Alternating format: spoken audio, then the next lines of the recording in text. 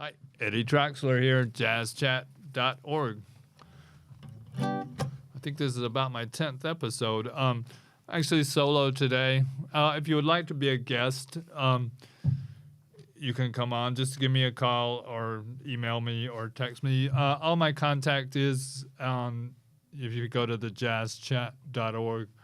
I'm still learning about loading in PDF files, so I'll have some more of that stuff for you for free. And so today I thought I would go over first I'll do a tune that I did it with Joe Wright. If you look at some of the past videos, did it with a tuba player. Bye Bye Blackbird, which is a standard that gets played a lot, if you go to open jazz jams or whatever. You hear it a lot. And I did bring my backing tracks if we want to use them with a whole band. If I were doing it solo, I would probably do it quite different than with a full band. But I'm just looking at that. The melody is an A and the first chord is an F. So what I usually try to do, rather than play this F, it's not that good. I want to put that A in the melody so I can play this shape. I'm just flattening those three, which is a C, E, and an A, and my F is there. So that's really an F major 7th because of the E, but it fits. And then I have a B flat in the melody and back to A. So I just take my little finger and put it there.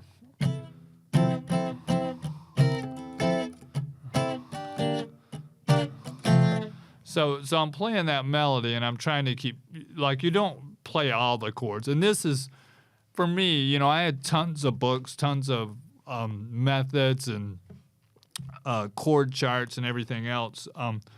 But for me, until I started learning to build them myself is when I really learned how to approach this stuff a little better.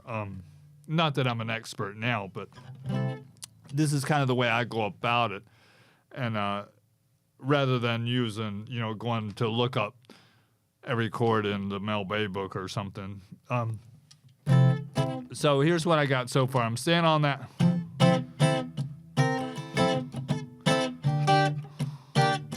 Now, if you're just starting, you might want to play through that melody a whole bunch of times first. You really get that in your head.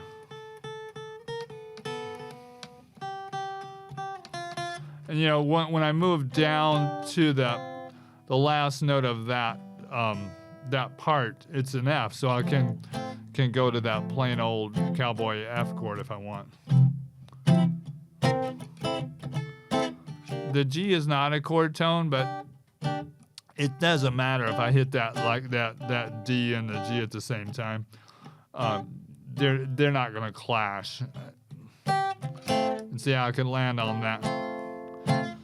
And then it's calling for an A flat diminished with a G in the melody. So a diminished chord really there's just a couple of shapes that you need to know, and really as long as you have a G in there, you can do whatever. It's kind of a passing chord anyway. That's kind of more what I'm getting at. Generally, diminished chords are used as passing chords. And really, a diminished 7th, they're all minor thirds, all the same interval.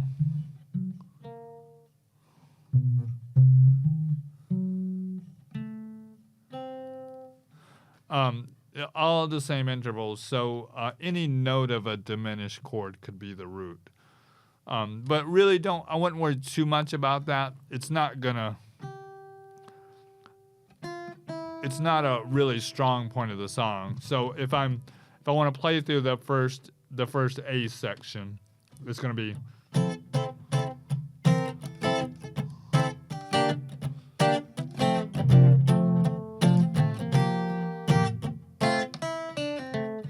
So what I did right there instead, when I'm on that F, I'm just kind of going up here and grabbing that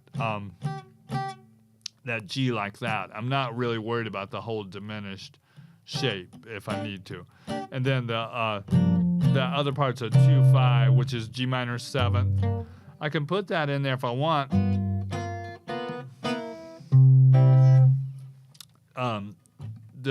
It's just a 2-5 of the G minor 7th. It's a 2-5 of an F.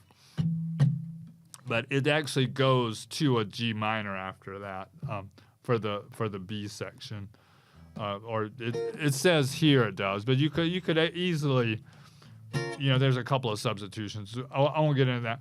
I'm looking at the chart from the standard real book. I don't remember if it's in real book 1 or 2.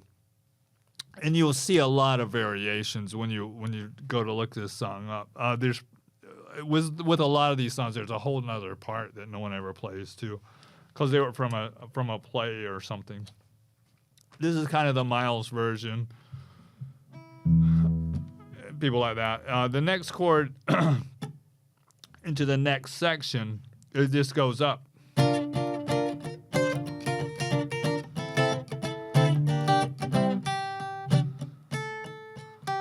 So that's that whole part. That would be called. You could call it A and A prime or something like that. There's an A section, but it really just moves up, as me and Joe talked about at that time.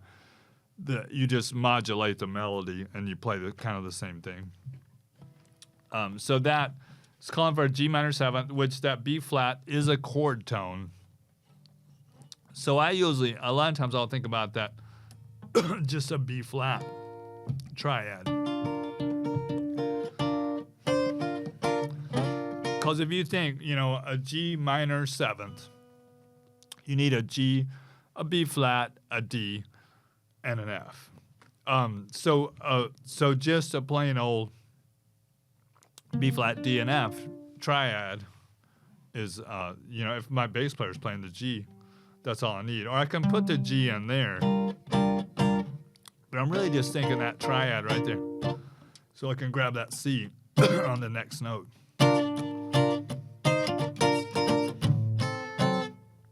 My next chord here is a C7. The A is not a chord tone, but I can drop down to this shape, which is really the same as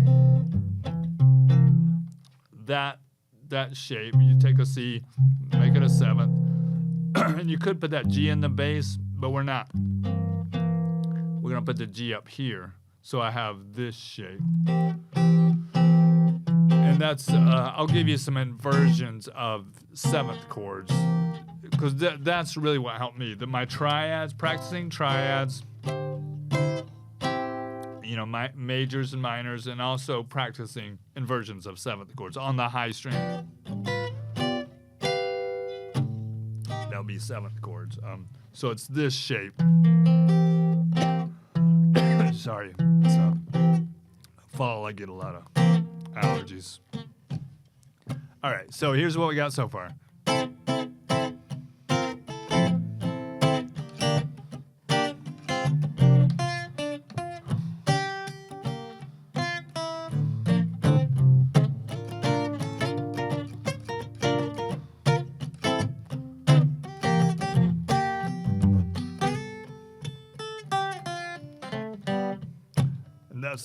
That's that whole part. We're into a B section now, which goes to an F7 with a F and then a C in the melody.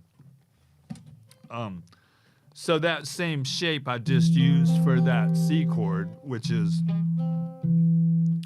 you should be able to see that. And on the C, I have my second finger on the 2nd fret of the D, which is the E. My first finger is on the 1st fret of the B string. My 3rd finger is on the 3rd fret of the G, and my 4th finger is on the 3rd fret of the high E. So, but I'm going to take that same shape and move it up here for the F. C, D, E, and that's my melody notes there.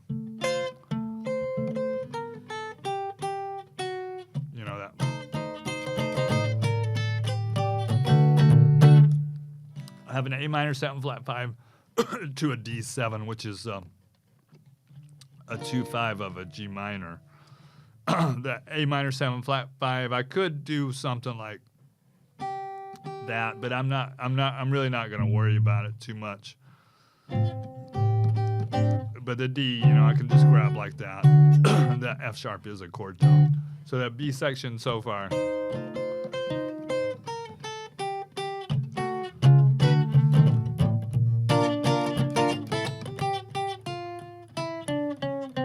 And I'm throwing in, just little runs in with it. It just kind of, that's what we do in jazz, But you got to know what key you're in and what notes will fit. You can't just throw in notes at random because you'll get something clashing. And that's where practicing these triads, understanding key signatures, has helped me a lot. I mean, I know there's a lot of different approaches.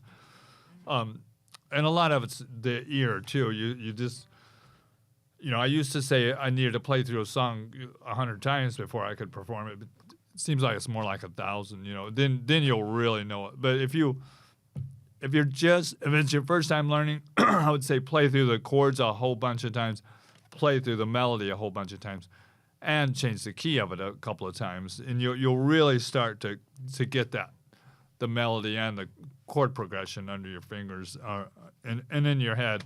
And also, like I said before, I'm not really a singer. I'm singing, some folk songs or whatever, but but knowing the words helps me a lot, at least one verse, it's pack up all your cares and woes, here I go, singing low, bye. It just, Blackbird, it just helps with your phrasing, and it helps you remember where you are. Where somebody waits for me, sugar sweet, so is she, bye, bye. No one here can. And I know for me, as what little I do sing, that C is a little high for me.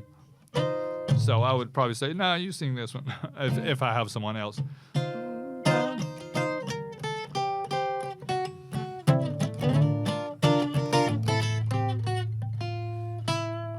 So I hit that F sharp by mistake, and you could hear it clash.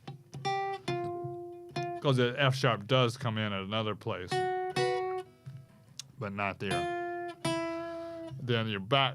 The last 8 measures are the same as, basically the same as the first part.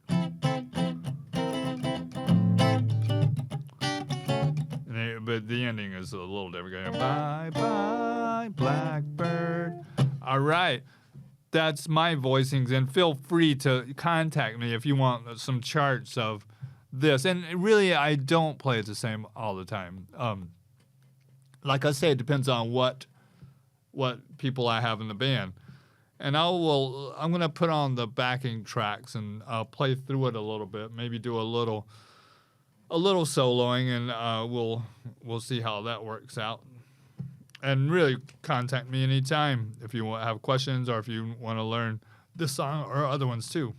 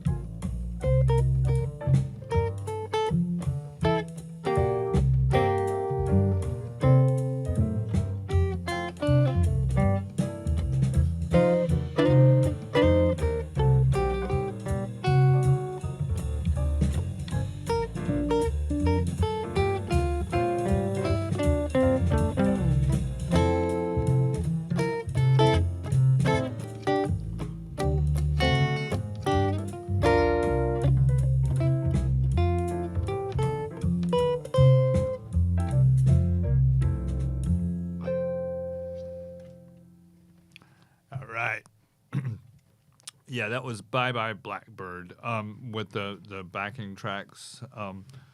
The tracks I was using there, if you're interested, that's Band in a Box. From PG Music. I've used their programs for a while, and I actually used them. I used to think it was cheating, but I use them for live shows too. So they keep calling me back. Like a lot of restaurant gigs, they can't. For one thing, there's not room for a whole band, or there's not enough in the budget. But just going out solo, and it seems to work pretty good. The audience likes it, and the restaurant owners like it. So I'll keep doing it. Yeah, just what I did. I went through it playing. We call that the head, playing the melody. Then I kind of soloed over it. My approach to soloing over this, pretty much staying in F. The bridge is a little different. So I kind of went into the melody of the bridge to risk playing an avoid note. But maybe if I worked on it a little more, I could, the melody always works good. You hear most people when they play, they'll hint that melody here and there, which is, you can move stuff around, but I'm just pretty much thinking F and D minor pentatonic,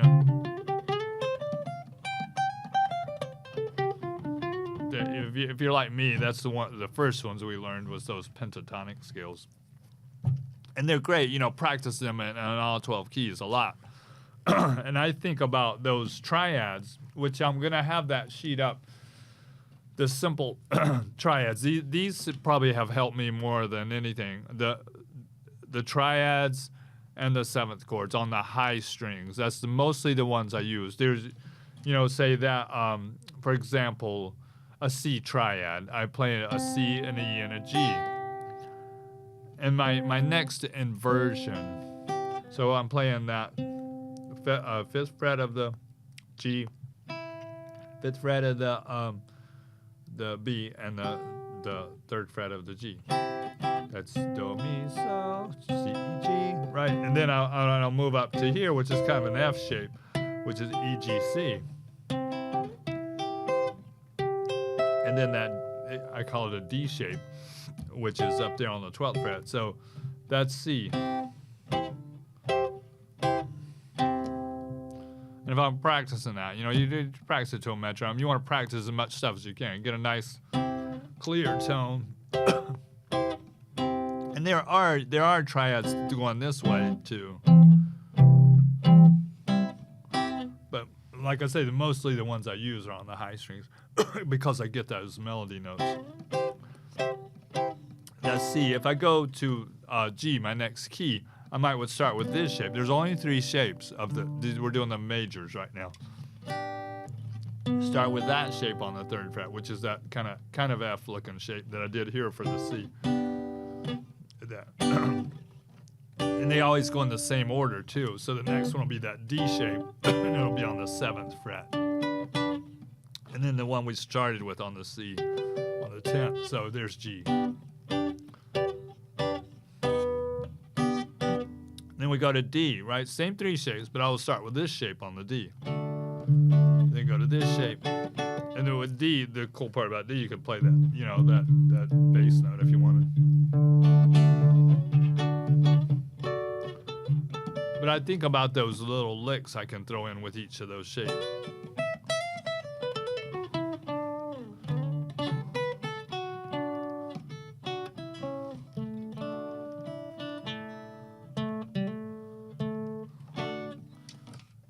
And those, if you look at like a pattern of those pentatonics, say E minor pentatonic with the open strings, and then goes into G major. Those are in the back of the book I wrote, The Blues Right to Bach. G major pentatonic and E minor are their relatives. So they're just the same scale. You're just starting and ending at a different place. There's my G, and there's the E minor. So working those two together, I can think about that G triad shape.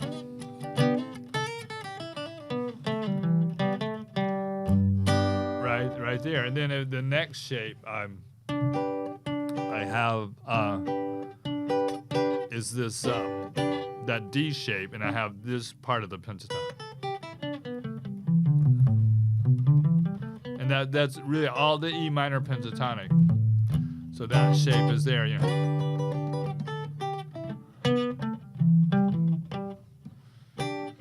And then I'm up to that shape.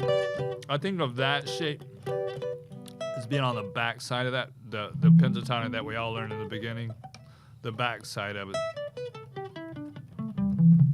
So learn those, and then the minor triads are the only thing the difference between a major and a minor. You're lowering the third a half step. So C minor, the minor triads are this shape, like a staircase on the starting on the 5th fret. C, E flat, G, right? And this one you just flatten it. So like the major is that, and I'll flatten that third. And here's the C major, and the third is there.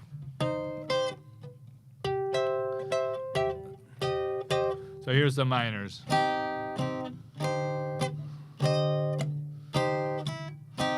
And they'll fit in right with those pentatonics as well. Cool. I have about a little over 5 minutes. So I found a minor blues that's public domain. I'll bring up, and then I'll go over it the next time a little more. Softly as in a morning sunrise. I used to play it with a band, and then I happened to look it up, and it was public domain. So I said, yeah, we'll use this one. That it's like I'll give you the chords in a minute. It's just a lot of minor chords.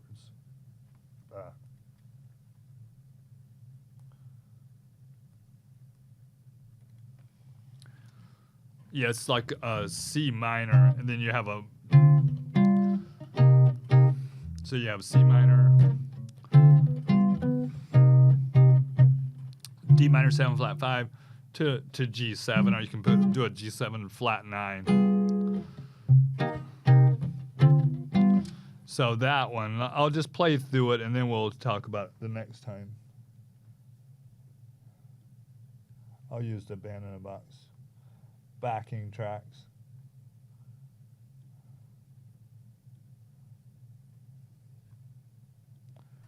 All right, softly as in the morning sunrise, and I'll probably go on out on this one because I'm lacking time.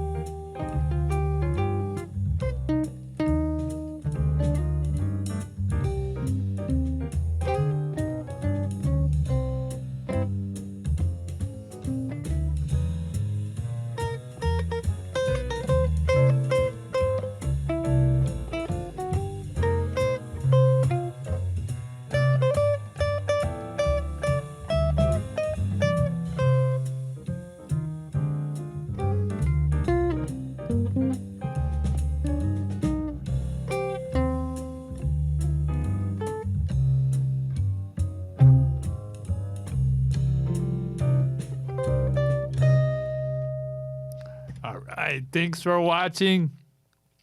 JazzChat.org. My name's Eddy Troxler. You can find my contact info on there. And give me a shout if you want to be a guest on my show, or if you have questions about anything, or if there's anything you would like to see played. Thanks again. Take care.